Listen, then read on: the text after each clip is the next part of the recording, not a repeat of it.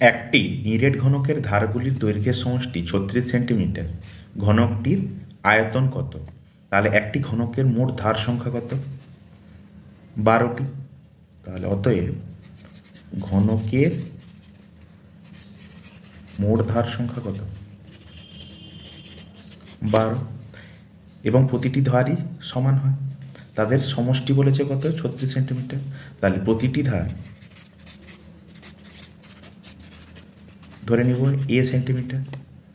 অতএব 12 সমান কত হচ্ছে? 36 সেন্টিমিটার। অতএব এ সমান কত হচ্ছে? 36/12 সমান 3 সেন্টিমিটার।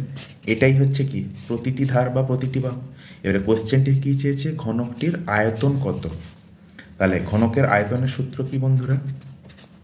বাহুর হোল কিউব। তাহলে বাহু কত বেড়েছে? 3 সেন্টিমিটার। তাহলে 3-এর কিউব।